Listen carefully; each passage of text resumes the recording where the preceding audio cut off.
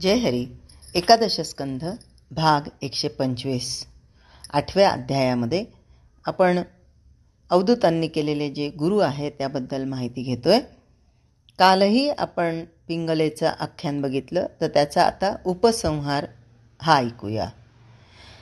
आपल्या धंद्यामध्ये एक दिवस निराशा पदरी पडल्याबरोबर पिंगलेचं मन खऱ्या अर्थानं जागं झालं आणि आपल्या जीवनावर विचार करून तिनं परमार्थ साधला. प्रत्येक माणसाच्या आयुष्यामध्ये लहान मोठे असे प्रसंग येतात की त्यावर खोल विचार करून त्यांचा अर्थ समजावून घेतला तर सबंध जीवनावर प्रकाश पडतो. प्रसंग कोणताही असला तरी दृश्यामध्ये खरं सुख नाही हाच अर्थ बाहेर पडतो, असं अनेक सत्पुरुषांच्या चरित्रांवरून आढळतं. पिंगलेच्या या बाबतीतील विशेष असा की लोकांना देहसुख देण्याचा तिचा धंदाच होता. अर्थात कुणीही पुरुष आपल्याला देहसुख देऊन पूर्ण सुखी करू शकत नाही हे ज्ञान तिच्या अंतःकरणात उदय पावल्याबरोबर तिची वासनाच एकदम क्षीण झाली. वासना नरम पडली म्हणजे मन आपणहून दृश्याचा नाद सोडतं आणि स्वाभाविकपणे अंतर्मुख होऊ लागतं.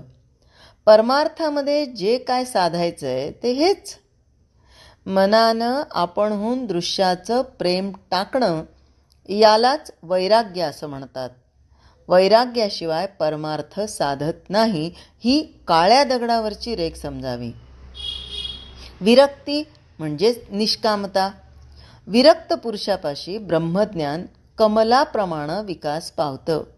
म्हणून निष्कामतेचं वर्णन करण्याचा प्रसंग आला असता नाथांना विलक्षण स्फूर्ती आली. येन केन प्रकारेण खरी निष्कामता अंगी आणणं हेच पिंगलेच्या कथेचं सार आहे. नाथ महाराज म्हणतात, वैराग्यानं वेश्येला शांती प्राप्त झाली. वैराग्यानं पिंगलेनं आशेचे पाश तोडून टाकले आणि ती पूर्ण निरीच्छ झाली.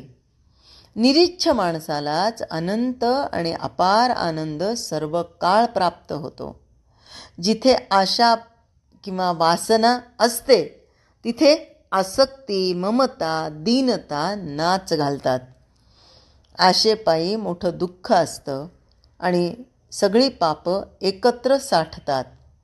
आशेपायी महादोष घडतात. आशा कुणाचा विटाळ मानत नाही. काळ वेळ जाणत नाही. ती सगळ्या कर्माचा उच्छेद करते म्हणून तिच्यापाशी सगळी अधर्म वास करतात. ती नीचांची सेवा करायला लावते. मेलेल्या माणसालाही आशा सोडत नाही. ती प्रेतापाशी नेते. आशेमुळं देवांना दैत्यपण येतं. तिथे माणसाचा काय पाड. अनंत परमात्म्याला आशा उत्पन्न झाल्याबरोबर लहान वामनरूप प्राप्त झालं. वास्तविक सबंध जगाचा तो शाश्वत दाता, पण आशेनं त्यालाही भिकारी करून सोडलं.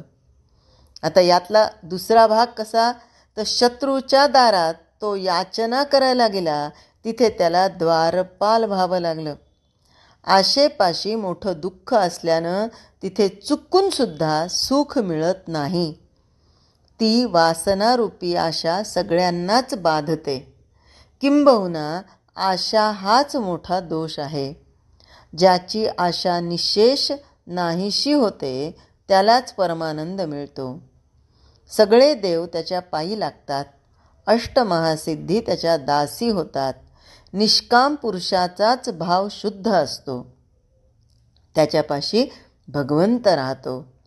राजा किंवा देव कुणीही त्याचं वचन उल्लंघन करत नाही. निष्कामता हीच खरी सद्बुद्धी. एकदा एका चोराने राजाकडे चोरी करण्याचा विचार केला. आता त्या राजाला 4 मुली होत्या. 3 मुलींचा विवाह वेगवेगळ्या राजांशी झाला. 4थी मुलगी लग्नाची होती. त्यावेळेस राजा आणि राणी गप्पा मारताना या चोराने ऐकलं. राजा म्हणाला की 3 मुलींना तर राजाच्या घरामध्ये दिलं, आता आपण एखादा साधू सत्पुरुष बघून या 4थ्या मुलीचा विवाह करून देऊ. हे त्या चोराने ऐकलं आणि त्यांनी सोंग घेतलं की साधूचं. गावाच्या बाहेर पारावर बसला आणि लोकांनी जे जे काय समोर आणून ठेवलं त्या कशाकडे लक्ष दिलं नाही. बरं, आपल्याकडे कसं आहे, ही अशी अफवा पसरायला फार काही वेळ लागत नाही. आपल्या गावामध्ये काय निष्काम साधू आला आहे, निष्कामता त्याच्या अंगी खरी बांधलेली आहे, खरा सद्बुद्धी म्हणजे काय आहे तर तो साधू आहे.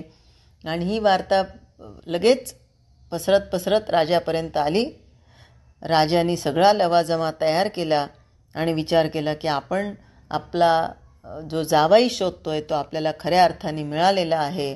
आणि तोपर्यंत या चोराने साधूचं सोंग घेतलेलं भगवंताचं नामस्मरण करता करता खरोखरच त्याच्यामध्ये अशी काही जागृती निर्माण झाली की राजा येताना त्यांनी बघितलं.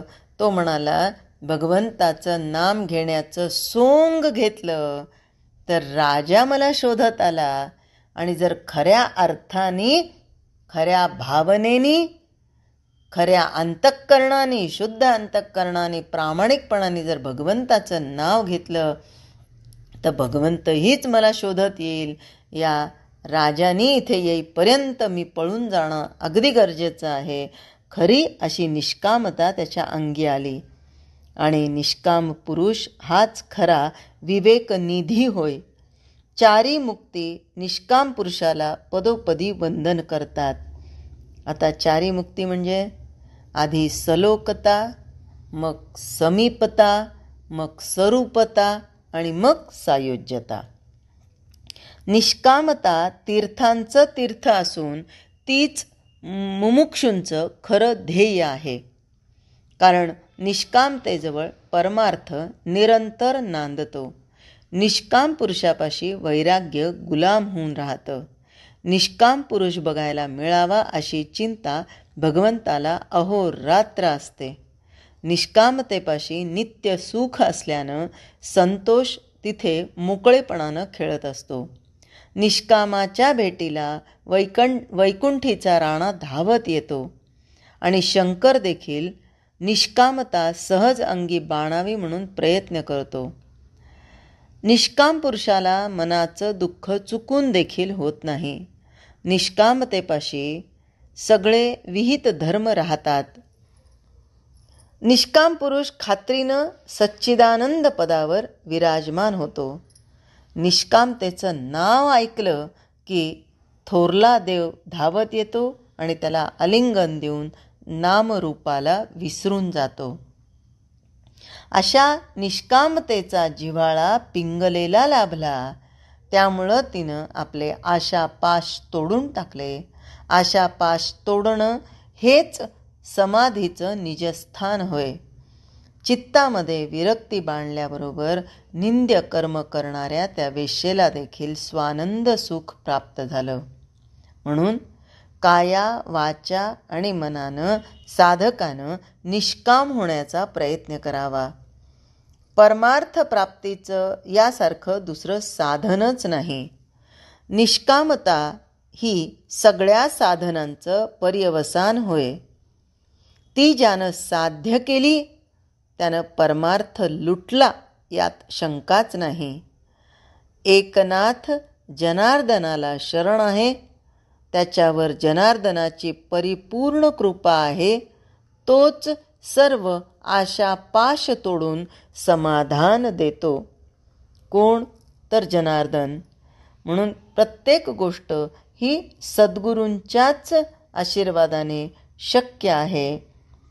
आणि जेव्हा अशी निष्कामता अंगी येते तेव्हा काय होतं?